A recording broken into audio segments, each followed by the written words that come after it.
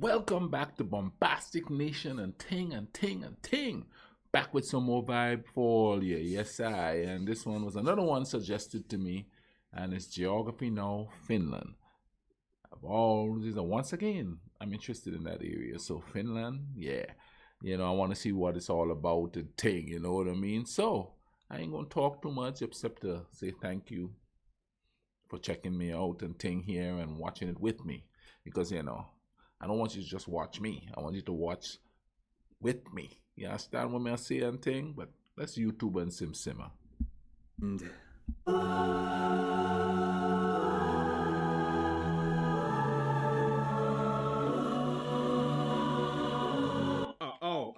Let's talk about this place that I totally have no preconceived biases towards.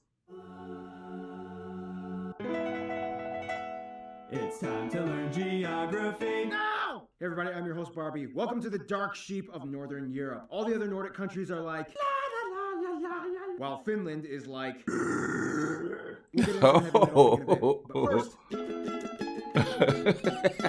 now just remember, Finland is Nordic, but don't call it Scandinavian. There's a huge difference. That title only belongs to Sweden, Denmark, and Norway. First of all, Finland is located in Northern Europe, lying on the Gulf of Finland and the Gulf of Bothnia, east of all that Scandinavian stuff. To the west, they border Sweden on the Torne River, or the Tornionjoki, until it reaches the tri-point border with Norway at the three-country Cairnstone. And to the east, they border big ol' Russia with another tri-point border with Norway that looks like this. The country is divided into 19 regions, or maakunta, with the autonomous region that we'll talk about a little bit later, and the capital of Helsinki, located in the south on the Gulf of Finland, which is also the second most northern capital in the world after Reykjavik, Iceland. The country also owns...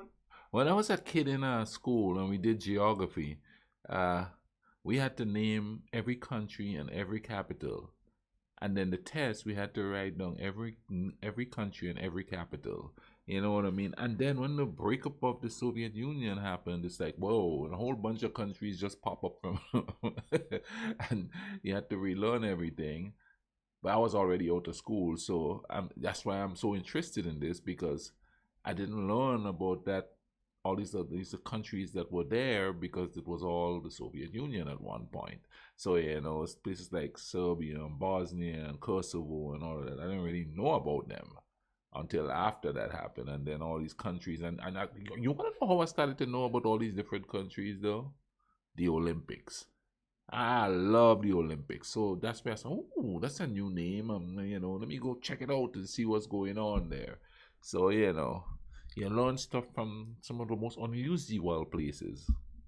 Owns about 180,000 islands, the highest concentration of which found in the Baltic off the coast in the Åland archipelago. Keep in mind, parts of Finland also lie within the Arctic Circle. That's how far up north they are. And the three busiest airports are Helsinki, Oulu, and Rovaniemi. Now my favorite part, territorial anomalies! First of all, with Russia, there are too many split islands and penne enclaves. The islands of Aikaniemi and Sursari, Tarasin-Sari Islands and lakes, the island in the Koitajoki River. Seriously, just play around with Google Earth and see how many you can find. Finally, we get to Sweden, and things get interesting. Most of the borders with Sweden run along rivers that eventually flow into the Torne River, and then we get a strange golf course that is split between the two countries in the town of Tornio and Sweden. Wow. Not only that, but then you have the strange Market Island right next to Åland in the Gulf of Bothnia, which has an inverted S-shaped border. It had to do with the lighthouse that was built belonging to Finland, but then Sweden was like, hey, it's too close to our side of the island. So they drew a border that was like this to give each side equal shares of the land. So this archipelago cluster of islands right here, yeah, it belongs to Finland, even though most of the people here speak Swedish. Åland is Finland's strange little administrative anomaly. Long story short, it used to belong to Sweden, but then the Russians took over it in addition to Finland. But then after the Russian Revolution, Finland became free, and then the UN decided Åland should belong to Finland with autonomy. But then the Soviets started attacking again, and then Finland was like, nope, and then fought back relentlessly, defending themselves and Åland, and Sweden just kind of sat there and didn't really do much for Åland as they decided to stay neutral. Finland defending Åland was kind of like the turning point. Now it's kind of like,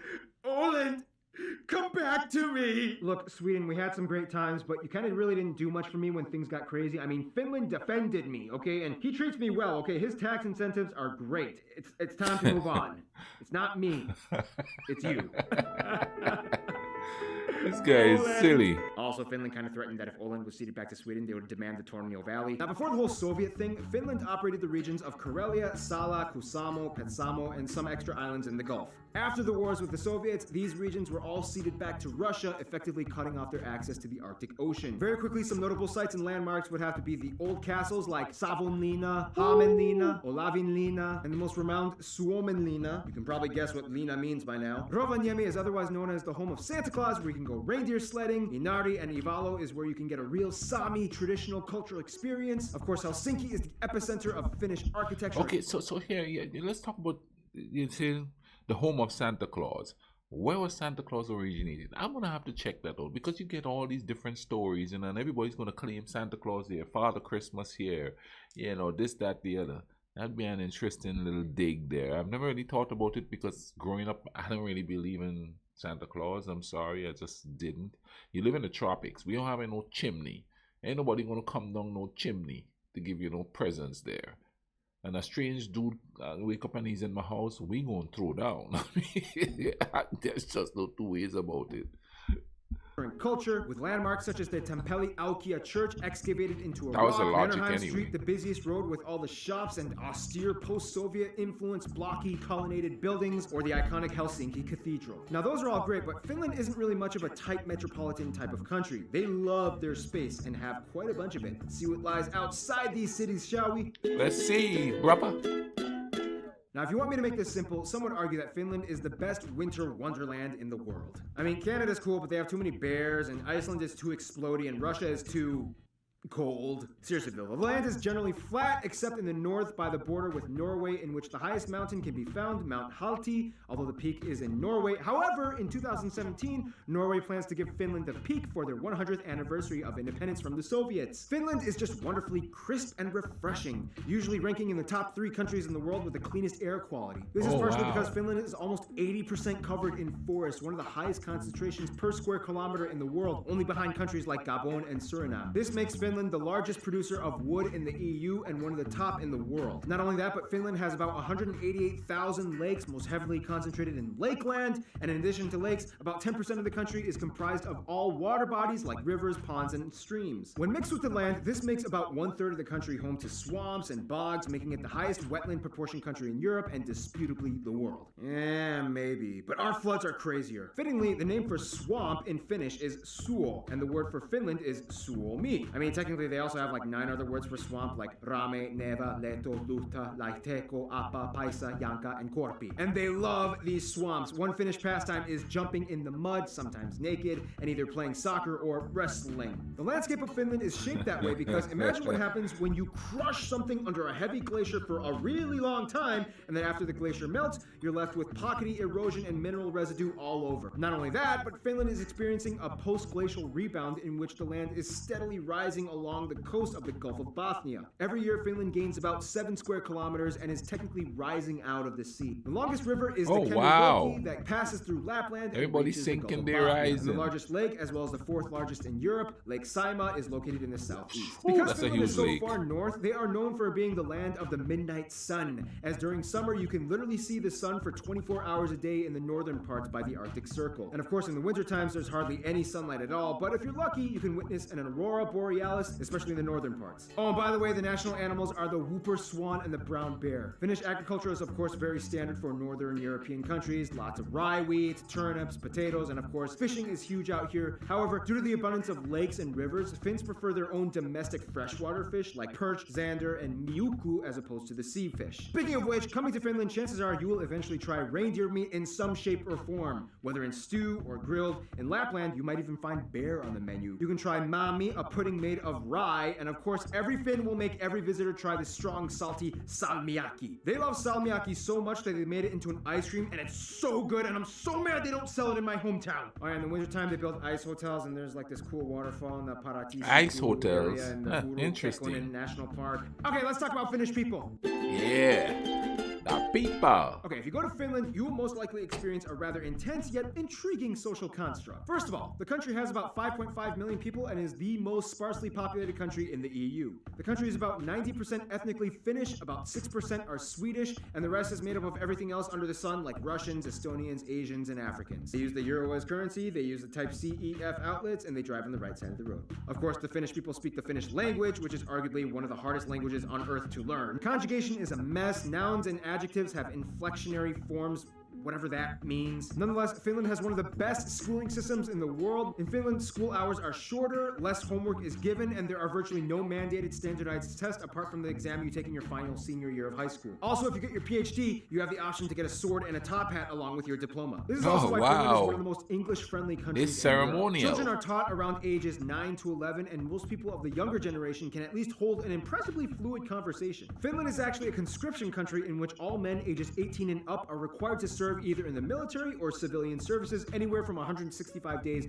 to a year, depending on the type of service applied for. Åland Islands are exempt from the military conscription but are required to serve in some kind of institution like the Coast Guard or civil services. Finnish culture is actually pretty funny. The stereotype is that Finns are incredibly quiet and don't talk that much in most public transactions. Just mind your business and no small talk. The cartoon Finnish Nightmares illustrates this concept pretty well. Check it out. Which is funny because Finland is huge on the boisterous, loud, and flashy heavy metal culture, having the highest concentration of heavy metal bands out of any other country in the world with nearly 650 per 1 million residents. Finns also invented the wife carrying competition in which a man must carry either his wife or girlfriend or any girl that agrees to get tossed around in an obstacle course, and the winner gets the women's weight in beer. It's very strategic because if you want to win, you might want to carry a lighter wife, but if you want more beer, you better do your squats, bro. Now, if you must know one thing about Finnish culture, you have to know about sauna. The Finns invented the sauna. Most homes, hotels, and apartments have a sauna built into them. They actually had a sauna competition at one point, but then a Russian guy died and they had to kind of cancel it. Overall, though, Finns are kind of brought up in a mindset known as sisu. It's kind of hard to explain the exact definition of it, but it kind of means something like guts or determination and never giving up, which really helped them along the fight with the Soviets. Sisu is to Finland what Jantaloen is to Denmark. There are so many other things I wish we could talk about, but we're running out of time. But we do have time for friend time! Historically, Finland was kind of always a little lonely. I mean, few, if any, trading routes ever went through this area. Even the Mongols were like, we're good. Nah, yeah, carry on. Nonetheless, over time, Finland did develop relations and to this day is one of the most diplomatically outreached countries in the world. I mean, the Finnish passport is the #1 ranked and most sought after as it has the highest number of visa-free countries applied to it. First of all, Finland generally gets along with other Nordic countries. However, they have the biggest frenemy relationship with Sweden. They'll trade and share a beer or two, but when hockey season comes, the bloodbath war is on. When it comes to Russia, Finland kind of has to be their friend because Russia has the longest border with them and business is important. Nonetheless, Russia is kind of seen as like the next door neighbor that you once got into an argument with, but then you kind of fix things up, but then you kind of really didn't get over it, and then you have to see them every other day in the morning as you go to work. Germans are always welcome in Finland, and Hungarians are like the long-lost distant cousins that they just discovered and are trying to build a relationship with. Their best friends, though, might be Estonia and Norway. Everybody loves Norway. It's like the Cameroon of Europe. Norway has never had any controversy with Finland, and with the recent mountain gift proposal, relations are only strengthened. Estonia is like the nagging little sister that tries to imitate her bigger brother. I mean, they both even have the same national anthems, but in the end, they are family and Finland always loves her. In conclusion, Finland really is a winter wonderland with quiet people that transform into metal monsters after a pint of long drink, topping their days off, baking themselves in human ovens for fun. And with that, we finish the Finnish episode. Ah, you waited for that for over 10 minutes. Man, I never really thought of Finland the way it's portrayed here at all. I thought of mountains and, and big trees and, stuff like that. I didn't think it was wide open spaces and lakes and rivers and stuff like that. That's kind of cool. See, you learn something more about everything, you know what I mean? And the main thing that I know about Finland, of course, I know of Helsinki. That's pretty historical in of itself, and also, and I'll say it again, the Olympics, man. I've always watched the Finnish. Is that how they call themselves? Anyway, I always watch them in like the Winter Olympics and stuff like. Yeah, I watch the Winter Olympics. Hey, if Jamaica could have a bobsled team, I man could watch some Winter Olympics. You know what I mean? Anyway, man, thank you all for tuning in. Keep watching. Check the box there. You know what I mean? And keep watching, binge watching. See, I got my drink. I'm prepared. As I like they say out here in Appalachia, I'm prepared. Click the bubble, go check out the store. You understand what I'm saying and things, see what the vibe is and all of that. Thank you all for tuning, man. Take care of each other. We all we have in this world. There's one race called the human race. Cool runnings, alright?